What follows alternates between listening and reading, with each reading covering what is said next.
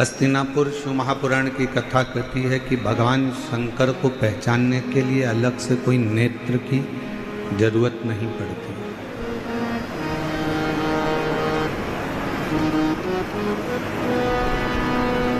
भगवान शिव को अगर जानना है, भगवान शंकर को अगर पहचानना है तो कोई अलग से नेत्र लगाने की जरूरत नहीं। शिव को जानने के लिए, शंकर भगवान को पहचानने के लिए अपने भीतर के जो मन के नेत्र हैं, उन नेत्रों के माध्यम से हम शिव को पहचान सकते हैं, भगवान शंकर को जान सकते हैं।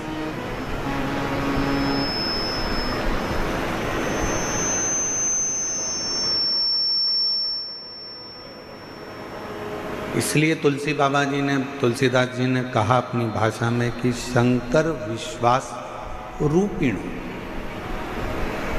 शिव विश्वास का एक प्रतीक है।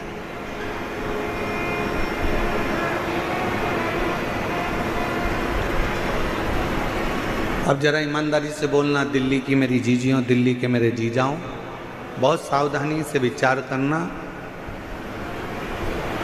दिल से, हृदय से उस बात का स्मरण करिएगा कि आज के जमाने में भाई भाई पर विश्वास नहीं करता, पुत्र पिता पर विश्वास नहीं करता,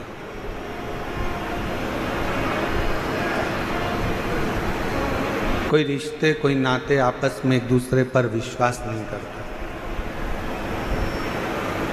काका, बुआ, मामा, फूफा, नाना, नानी, चाचा, चाची, जो भी एक संबंध हैं वो विश्वास से दूर हो गए।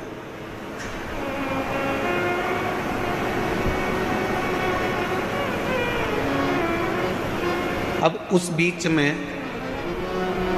जब किसी पर विश्वास ही नहीं रहा जाए, विश्वास ही नहीं करा जाए, उस बीच में आपके दिल में, आपके मन में शंकर जी के एक लोटे जल के प्रति जो विश्वास आपका जागृत हुआ है, वही विश्वास आपके जीवन के सारे दुखों को समाप्त कर देता है और शिव से मिलाने का प्रयास करता है।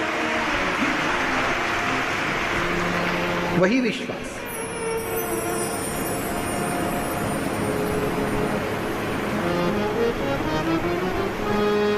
आप किसके अधीन चल रहे हैं?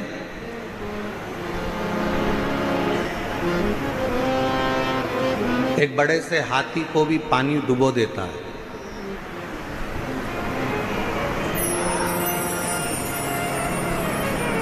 पूरा भरा हुआ तालाब है, समुद्र है और हाथी उसके अंदर चले गया तो हाथी डूब जाएगा।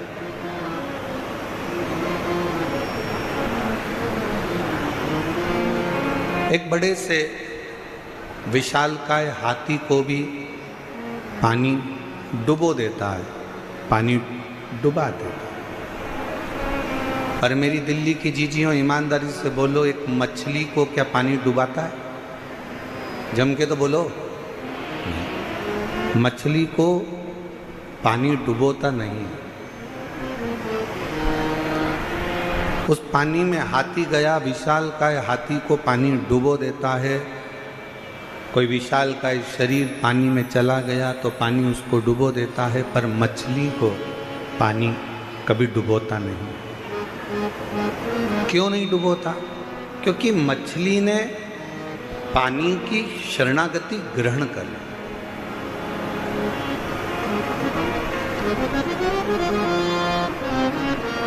मछली ने पानी की शरणागति को ग्रहण कर ली, और मछली ने अगर पानी की शरणागति ग्रहण कर ली तो फिर पानी मछली को डुबोता नहीं है। उसी तरह शिव महापुराण की कथा कहती है, ये मानव शरीर में, दिल में, हृदय में, मन में अगर आपने शंकर भगवान की शरणागति ग्रहण कर ली है तो इस संसार सागर में कोई आपको डुबो सकता नहीं है, किसी की सामर्थ्यता नहीं। और मैंने तेरे ही भरोसे बाबा, तेरे ही भरोसे हवा बिच उड़ती जवानी, बाबा डोर हटो छठी नाम कटी जवानी। भोले मैं तेरी बदन, शंभू मैं तेरी बदन, हवा बिच उड़ती जवानी, बाबा डोर हटो छठी नाम कटी जवानी। आप शरणागति आप किसकी शरण में जा रहे हो, किसकी शरणागति में बैठ रहे हो, किसकी शरणागति ग्रहण कर रहे हो, किस शरणागति में आप पड़े हुए हो, ये आपके ऊपर निर्भर करता है, ये आपके ऊपर बात है। हाथी ने पानी की शरणागति नहीं रही, बस पानी ने हाथी को डुबो दिया। कोई जीव जंतु गया, पानी ने उसको डुबो दिया। पर मछली पानी की शरणागति में रहती है तो पानी मछली को डूबने नहीं देता। उसी तरह जो एक बार एक लोटा जल लेकर, अपने घर का जल भरकर, अपने घर का पात्र लेकर, अपने घर का जल लेकर जब शंकर जी के मंदिर तक कोई जाता है और शिव की शरणागति ग्रहण कर लेता है, शंकर भी उसे भव सागर में, संसार सागर में डूबने नहीं देता, डूबने नहीं देता।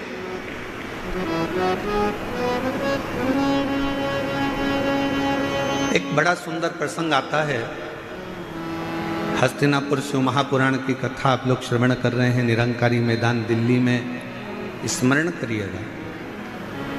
एक बार माता पार्वती जी भगवान शंकर के साथ में नंदी पर बैठकर भ्रमण करने के लिए निकलती चलती।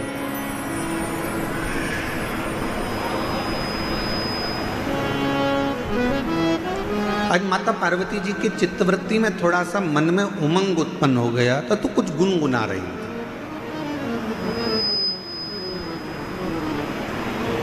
कभी कभी पत्नियां बैठकर कहीं बैठी हुई हैं, उनका मन अगर अच्छा है, हृदय अगर अच्छा है और मन अगर आनंद में है तो वो भी थोड़ा थोड़ा गुनगुना लेते,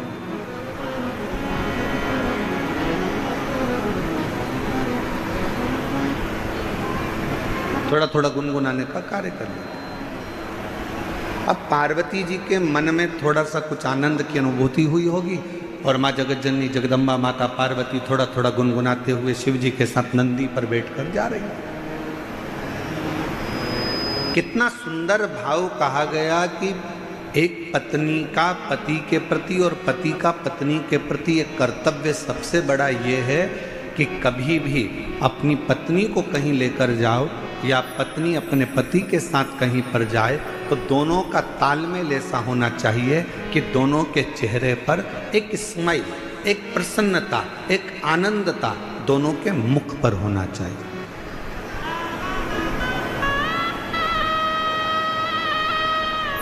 दोनों के चेहरे पर एक प्रसन्नता का लक्षण, थोड़ा सा भाव प्रसन्नता का सम्मुख में प्रकट। पर आज का जमाना बड़ा विचित्र है।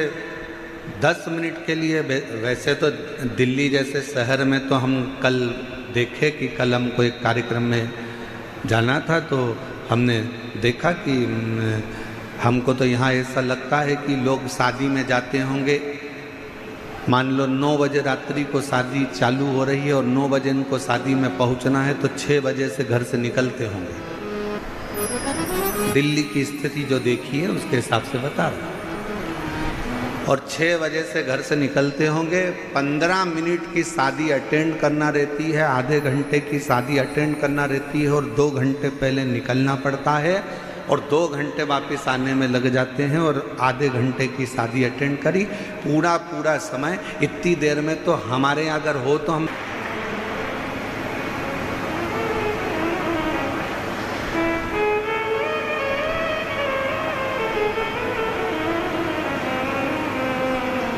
और हमको तो ऐसा लगता है कि कई कई माताएं ऐसी बैठी होंगी, मेरी जीजियाँ मेरे जीजा ऐसे बैठे होंगे जो अगर गाड़ी में चलते भी होंगे तो अपनी रोटी की थाली, प्लेट, कटोरी, चम्मच और टिफिन सब साथ में रख लेते होंगे, क्योंकि उनको मालूम है कि 2-4 घंटे की छुट्टी, कहीं फंस गए तो ठीक है, खाया आगे बढ़ते चले।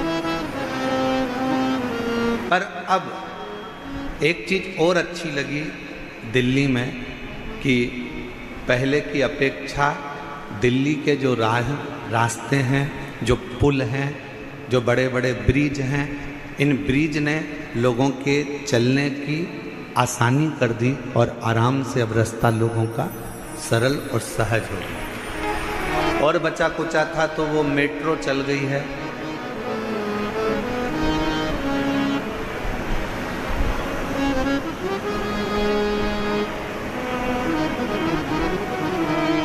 अच्छा, मेट्रो भी अपने को सिखाती है, नीचे चलती नहीं, ऊपर चलती है। और जो थोड़ा सा ऊपर बढ़ा, मेट्रो में बैठा, मेट्रो ने आपको मंजिल तक छोड़ दिया। शिव महापुराण भी यही कहती है, थोड़ा सा भक्ति का बल ऊंचा करिए तो आप शंकर जी की कृपा से आपकी मंजिल तक पहुंचने में देरी नहीं होगी। वो भी कर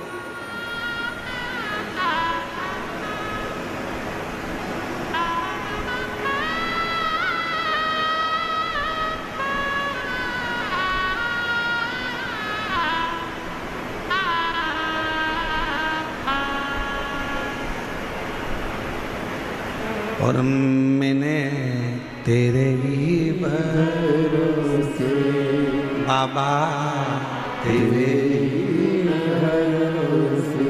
पार्वती जी और शिव जी दोनों नंदी पर बैठे हैं। पार्वती जी गुनगुनाती हुई आगे बढ़ रही हैं। हृदय में ये उमंगता होना चाहिए, हृदय में ये उत्साह होना चाहिए, हृदय में ये आनंद होना चाहिए। और पार्वती जी गुनगुनाती हुई जा रही थी। आज माँ पार्वती जी ने देखा कि पूरा वीरान पड़ा हुआ है और एकांत तो कोई स्थल मिल गया। पार्वती जी ने शिव जी के हाथ जोड़े और शंकर जी को प्रणाम कर कर पार्वती जी ने उस स्थान पर रोक दिया। बाबा थोड़ा नंदी को कहो ना रुकेगा, थोड़ा नंदी को बोलिए रुक जाएगा। नंदी को रोका।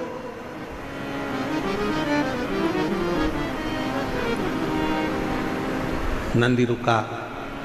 बाबा नंदी पे से नीचे उतरे। एक बट वृक्ष की छांव है, बड़का पेड़। उस बट वृक्ष की छांव में मेरे भगवान शंकर नंदी से उतर कर बैठ गए। माँ जगतजननी जगदम्बा उनके चरणों में जाकर बैठ गई। मेरी पार्वती माँ उनके चरणों में बैठी।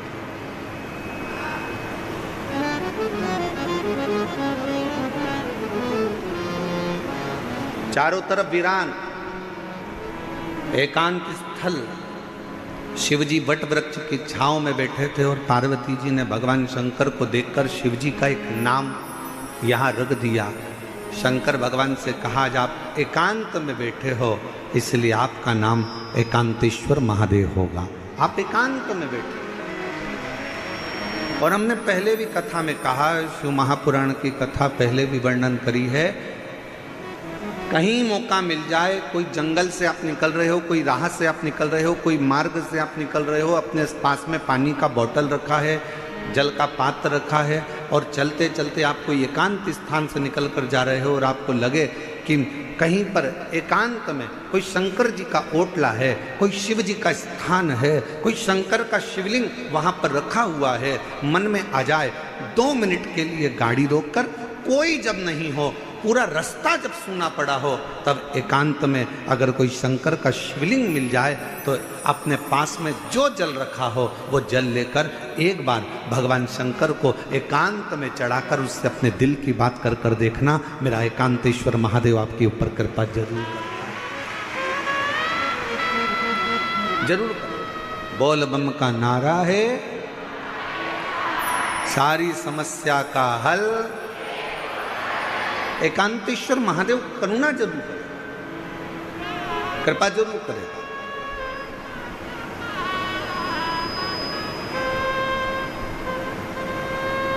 शिव जी के चरणों में पार्वती मां बैठ गई।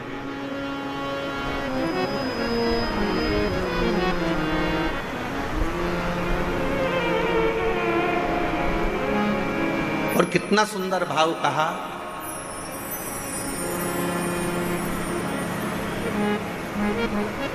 सफर का आनंद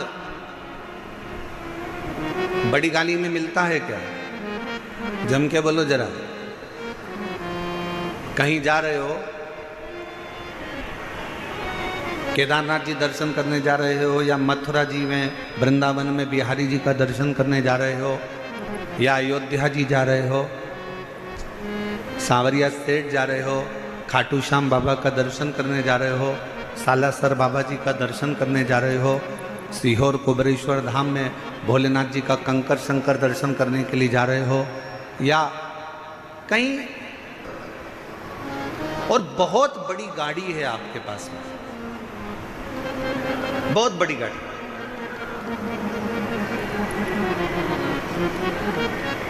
अब इतनी बड़ी गाड़ी में बैठकर आप सफर कर रहे हो, ईमानदारी से बोलना, क्या आनंद बड़ी गाड़ी में मिलता है? करोड़ों की गाड़ी है, 1 करोड़ की, 1.25 करोड़ की, 1.5 करोड़ की, 2 करोड़ की गाड़ी है। क्या आनंद उस 2 करोड़ की गाड़ी में मिलता है? शिव महापुराण की कथा कहती है, शंकर भगवान के पास में कोई पुष्पक विमान नहीं था, शंकर भगवान के पास में कोई ऐसा वाहन नहीं था, शंकर भगवान के पास में तो केवल एक बूढ़ा नंदी था। शिव महापुराण की कथा कहती है, आपके पास में बहुत बड़ी गाड़ी है, आपके पास में करोड़ों की गाड़ी है। शिव पुराण की कथा कहती है, क्या उसमें आनंद मिलता है? शिव कथा कहती है, बड़ी गाड़ी में आनंद नहीं मिलता, बड़े पैसे की गाड़ी में आनंद नहीं मिलता, जो आनंद किसी बड़े दिल वाले के साथ सफर करा जाता है तो आनंद प्राप्त होता है। करोड़ों की गाड़ी है, मालूम पड़े पैसे की गाड़ी तो हो गई, बहुत महंगी गाड़ी है, बहुत पैसे की गाड़ी है, बहुत बड़ी गाड़ी है, और मालूम पड़े उस गाड़ी को लेकर जाने वाला व्यक्ति दिल का बड़ा नहीं है, मन का बड़ा नहीं है, जरा जरा सी बात में कचर कचर कर रहा है, थोड़ी थोड़ी सी बात में लड़ने बैठ गया, थोड़ी थोड़ी सी बात में झगड़ा करने बैठ गया, थोड़ी सी बात में विवाद करने बैठ गया। ईमानदारी से बोलो, वो करोड़ों की गाड़ी में तुम्हें सुख मिलेगा क्या? अरे बोलो तो मेरी दिल्ली की जीजी हो, दिल्ली के जी जाओ, जम के बोलो जरा, मिलेगा सुख? नहीं। बड़ी गाड़ी में जो सुख नहीं है, पैसे की गाड़ी में जो सुख नहीं है, वो सुख किसी बड़े, अगर पति का हृदय बड़ा है, भले उसके पास में गाड़ी नहीं है, पिता का हृदय बड़ा है, भले उसके पास में गाड़ी नहीं है, भाई का हृदय बड़ा है, भले उसके पास गाड़ी नहीं है, तो निवेदन करूंगा, ये सारी बड़ी गाड़ियों को छोड़कर आपका पति अगर ऑटो में भी लेकर जा रहा है और उसका दिल बड़ा है, तो ऑटो में ही तुम्हें 4 व्हीलर का सुख प्राप्त होगा, उसमें वो सुख प्राप्त होगा।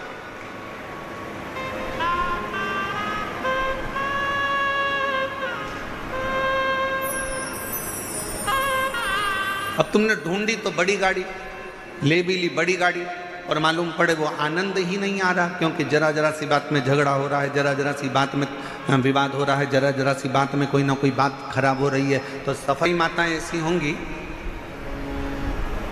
कई मेरे जीजा उन ऐसे होंगे, परसों कथा में आए होंगे, कल आंधी में टेंट टूट गया,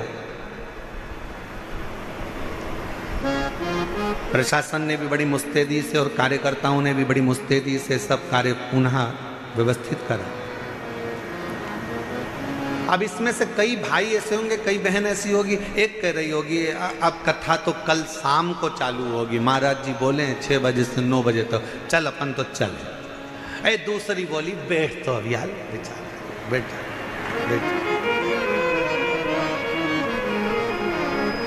फिर तीसरी ने कहा, अरे वह भोजन का जो पंडाल था वो भी उड़ गया, खाना कौन देगा, भोजन कौन देगा? दूसरी बोली, चिंता मत कर, बैठ तो बैठ भी बैठ। हम तो बाबा के भरोसे चलते हैं, हम तो बाबा के भरोसे चलते हैं। दुनिया वाले जलते हैं, ये दुनिया वाले जलते हैं। हम तो बाबा के भरोसे चलते हैं। डमरू वाले के भरोसे चलते हैं। काशी वाले के भरोसे चलते हैं। हम तो बाबा के भरोसे चलते हैं। हम तो बाबा के भरोसे चलते हैं। थोड़ा धीर रखो, थोड़ा धीर रखो, थोड़ा रुको, थोड़ा रुको। मन बढ़ाओ। बंगला बड़ा होने से कुछ नहीं होता, गाड़ी बड़ी होने से कुछ नहीं होता, व्यापार बड़ा होने से कुछ नहीं होता। शिव महापुराण की कथा कहती है, दिल जिसका बड़ा हो, घर भले छोटा हो, निवेदन है एक बार उसके घर में जाकर देखना, जो जीवन का आनंद मिलेगा वो कहीं प्राप्त नहीं हो सकता।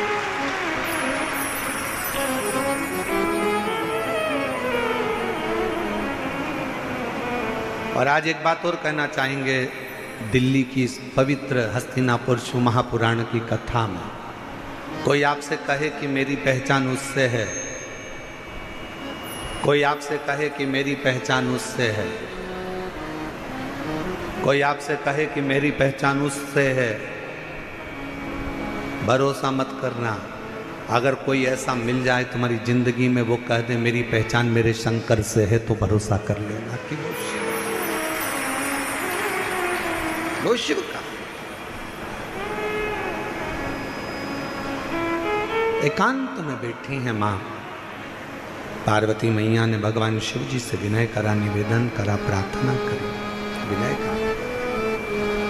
और एक प्रश्न माता पार्वती जी ने भगवान शिव जी से पूछ लिया। एक प्रश्न आज पार्वती जी ने भगवान शंकर से एक प्रश्न पूछा कि भोले बाबा ये बताओ,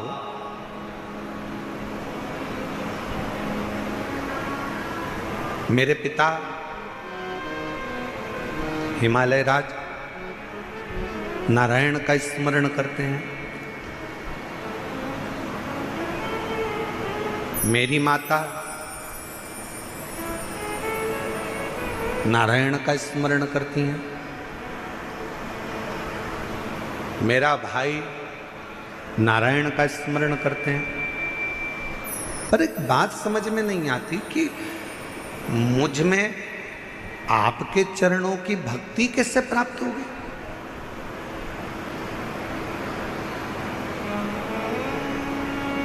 मेरा पूरा घर नारायण का भगत है, मेरा पूरा परिवार नारायण का भगत है, पर मेरे दिल में शिव के प्रति भक्ति कैसे जागृत हो, शंकर जी के प्रति विश्वास कैसे जागृत हो, शिव जी के प्रति भरोसा कैसे जागृत हो, मुझे यह समझ में नहीं आता। ये कैसे हो सकता है?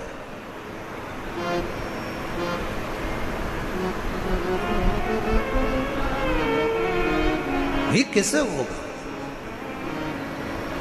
शंकर भगवान मौन होकर बैठे रहे, तुप्त एकदम शांत। भगवान शिव थोड़ी देर बैठे रहे और फिर निवेदन करेंगे, कहीं एकांतेश्वर महादेव आपको दिख जाएं। आपने जल चढ़ाया, जल भी नहीं है, बेलपत्र जो शिव जी पे चढ़ी है उसी को उठाकर फिर चढ़ा दिया, वो भी नहीं है। तो एकांतेश्वर महादेव को देखकर अगर आप एकांत में 2 क्षण शिव जी के साक्षी में, शंकर भगवान के सम्मुख में अगर बैठ गए और अपने दिल की बात श्री शिवाय नमस्तु श्री शिवाय नमस्तुभ्यं श्री शिवाय नमस्तुभ्यं श्री शिवाय नमस्तुभ्यं। एकांत में बैठकर अगर आपने भगवान शंकर के मूल मंत्र का जाप कर कर अगर अपने दिल की बात भगवान देवाधिदेव महादेव से अगर कह दी तो निश्चित है कि मेरा शिव आपके हृदय की बात को स्वीकार कर कर आपकी झोली खुशियों से जरूर भर देगा। एकांतेश्वर महादेव कौन से महादेव? जम के बोलो जरा। एकांतेश्वर महादेव जो एकांत में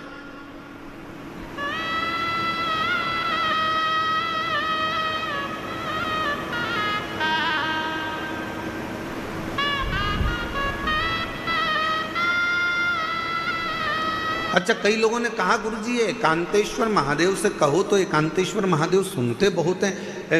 एक बात समझ में नहीं आती, एकांत का इतना वर्णन क्यों है? हमने कहा एक काम करो, तुम्हारी सास ननंद के साथ बैठी हो, तुम्हारी सास तुम्हारी देवरानी के साथ बैठी हो, तुम्हारी सास तुम्हारी जेठानी के साथ बैठी हो, तुम्हारी सास मौसिया सास के साथ बैठी हो, तुम्हारी सास बुआ सास के साथ बैठी हो, तुम्हारी सास तुम्हारी 2-3 नंदे हों उन सब के साथ बैठी हो, तब तुम सास के पास जाकर कुछ कहना, सास तुम्हारी बात स्वीकार करती कि नहीं करती। और जब सास के पास से पूरी नंदे चली जाए, मौसी चली जाए, देवरानी चली जाए, जेठानी चली जाए, देवरानी जेठानी सब अपने मायके चली गई, नंदे अपनी ससुराल चली गई, सास अकेली कमरे में है, उस समय पर सिर पे पल्लू लेकर बड़े भाव से जाकर अपने दिल की बात सास को कहना, पक्का सास अपने हाथ की अंगूठी निकाल कर निश्चित है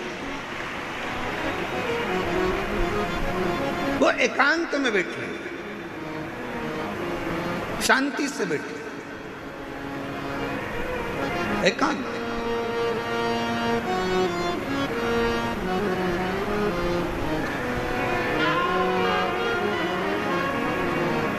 कभी एकांत में बैठे भगवान शिव जी से प्रार्थना करिए, जैसे पार्वती जी कर रही है। पार्वती जी ने कहा मुझे समझ में नहीं आया, मेरे पिताजी नारायण के भगत हैं, मेरी माता नारायण की भक्ति करती हैं, मेरा भाई नारायण की भक्ति करता है, पर मुझ में ये शिव तत्व, ये भगवान शंकर के प्रति अविरल भक्ति, मेरे को भगवान शंकर के प्रति विश्वास, मेरे मन में ये शिव जी के प्रति भरोसा कैसे जागृत हो गया? कैसे? जरा आप भी विचार करिएगा। कई माताएं अपने मन पर विचार करिएगा कि आपके घर में भी किसी के घर में कोई की सेवा होती है, किसी घर में नारायण की सेवा होती है, किसी घर में राम जी की सेवा होती है, किसी के घर में कृष्ण की सेवा होती है, किसी के घर में जगत जननी जगदम्बा की सेवा होती है, किसी के घर में दत्त की सेवा होती है, किसी के घर में गुरु की सेवा होती है, किसी के घर में कोई सेवा होती है। पर आप शंकर जी से कैसे जुड़ गए? आप शंकर जी पर कैसे भरोसा कर लिए? आप शिव जी पर कैसे भरोसा कर लिए? आप शिव जी पर कैसे विश्वास कर लिए?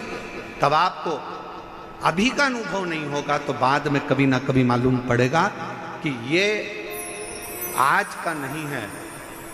भगवान शंकर ने कहा पार्वती तू पूछ रही है कि तेरे पिता नारायण को भजते हैं, तेरी माँ नारायण को भजती हैं, तेरे भाई नारायण को भजते हैं और मैं शिव जी की भक्ति में कैसे लग गई? तो सुन पार्वती,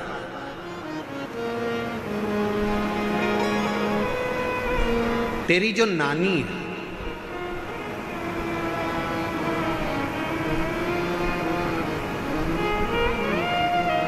शंकर जी की नानी सास, पार्वती जी की नानी, क्या नाम था उनका?